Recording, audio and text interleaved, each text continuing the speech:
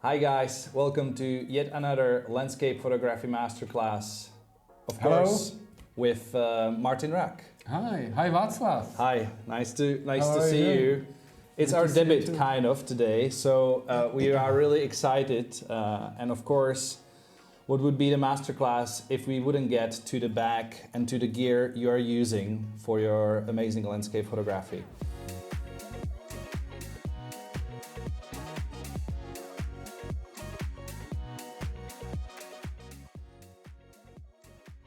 What do we have in front of us, Martin? Yeah, here's my favorite backpack. It's the Shimoda Action X50, and it's basically the backpack I use the most. I have another backpacks from Shimoda as well, but like this is my go-to pack, which I use maybe 90% of the time. We will get to the back itself in our separated episode, but talking a little bit about Shimoda, we know that it's a kind of a new brand to the market, so to say. They've been around, I don't know, 2018, 17. Yeah, I think so. It's maybe 6 years or so. Yeah, which is kind of a young for the brand itself, but how did you came to Shimoda and why are you actually still using this bag? Well, I bought my first pack from Shimoda back in 2017, I think, or 18, and they started with a Kickstarter campaign. And I really liked the pack, and I saw some initial videos, and I just loved the solution, and the fabric looked good, and so I just went for the Kickstarter, and when I got the pack, I just instantly fell in love, because it's very lightweight, it's thought out, so you really, it's got adjustable straps and it's really comfortable. So it's spacious, so you can fit really a lot of gear, actual gear, non-photographic gear. And then you got these different sizes of ICUs, so you can, depending on what gear you wanna bring with you, just select the right size of the ICU and there you go. Yeah, that would be the main feature, I would say. The core units of Shimoda are really well thought through, and I would say, because I'm using them as well, the second thing about it is the airflow and the back support system, which I think is possibly the best. Yeah, I think so. I mean, on the market from the at packs moment. I've tried, this is certainly, I don't want to say the best, but it fits me the most.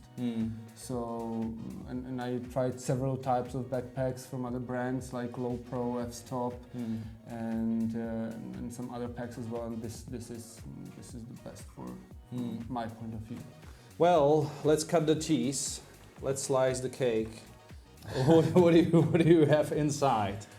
Well, so inside, as I mentioned before, I got the medium ICU, and I got my camera inside of the pack with my wide-angle lens attached. So it's the Canon EOS R5, so mirrorless camera, and 1435 wide-angle lens, which I use. Well, I don't want to say most of the time, but when I shoot some wider Grand Vista scenes, I always put on this lens, and even though it's f4, I'm just completely happy with it because it's not too heavy, not too bulky, and I'm fine with f4 because I don't shoot that many nightscapes, and when I do every now and then, I think f4 is okay because I can always boost up the ISO and it's all right. Of course, when you shoot some nightscapes, it's good to have maybe some prime lens, which is f2.8 or even faster. But for me, this is perfectly fine. Yeah, and of course, you going from the DSLRs being 5DSR, yes, using 16-35 f4.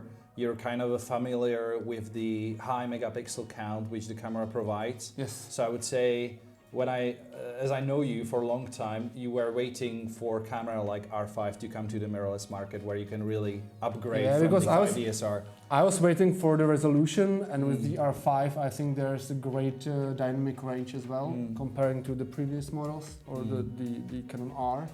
So yeah, I mean, for me now, this is the perfect camera.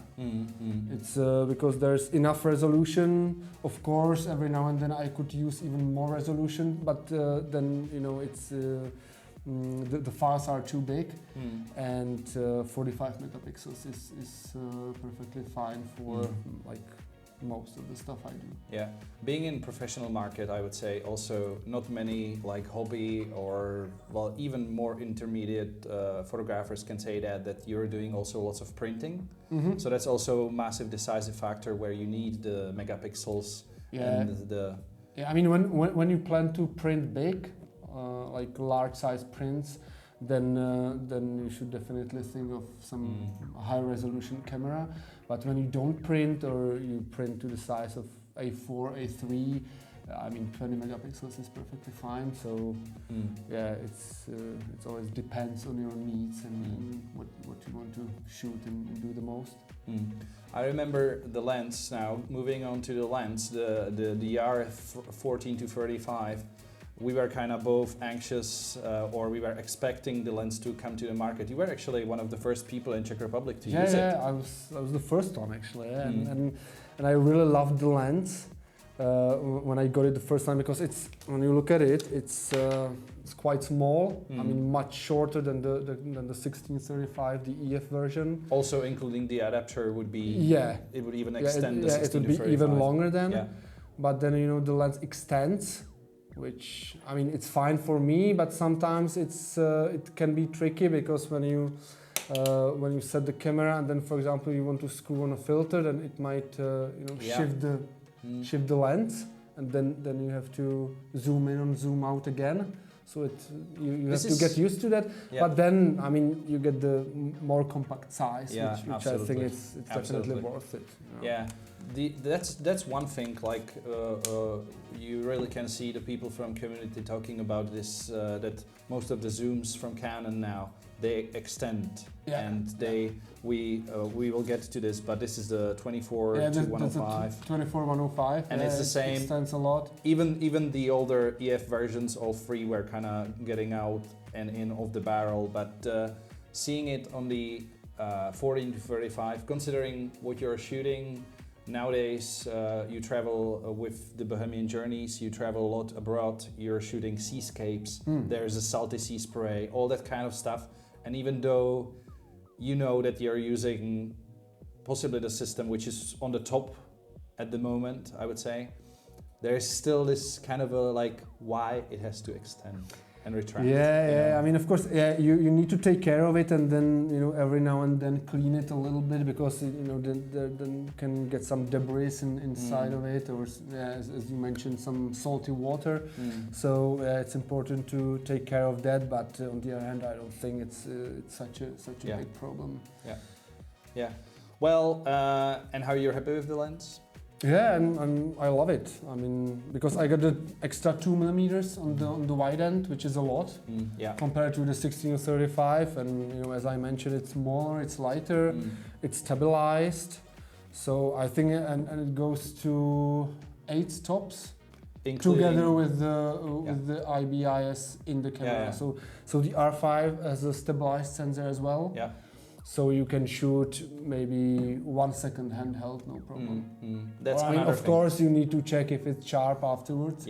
But half a second or 1 second should be fine. So you can shoot like long exposures and waterfall, and you got blurred water and shoot handheld. Which can be again, you saying that is that I know you're not the pixel peeper geek or something, but I know you like your data and you like your stuff, and you're not going to release the picture if it's not sharp. Definitely not. You're not going to compromise. It has to be perfectly sharp, and I mean 95% I shoot from a tripod.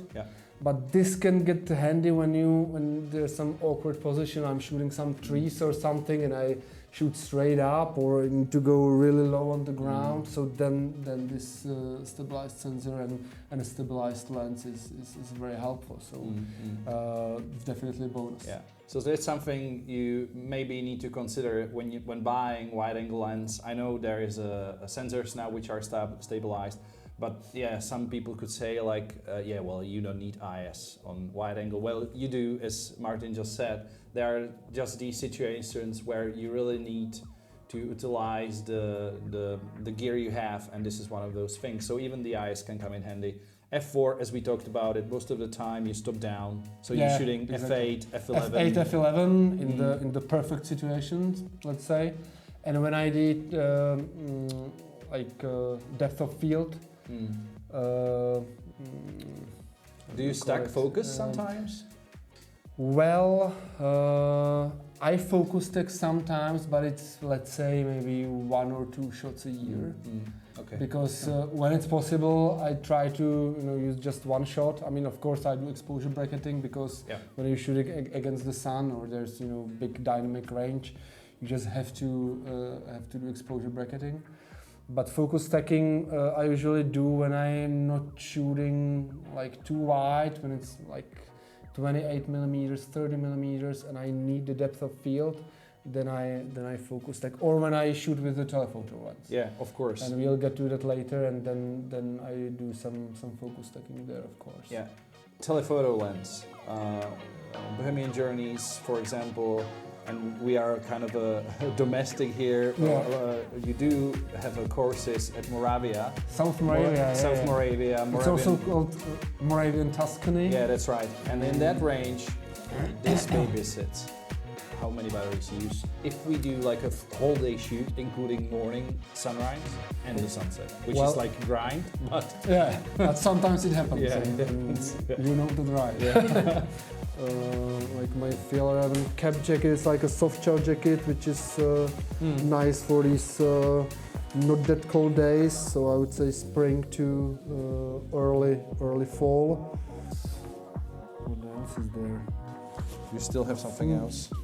There's no Try beer. to dig in there. Is there some beer? Not now. Oh. Okay. Take care and thank you. Take Bye. care, guys. Bye.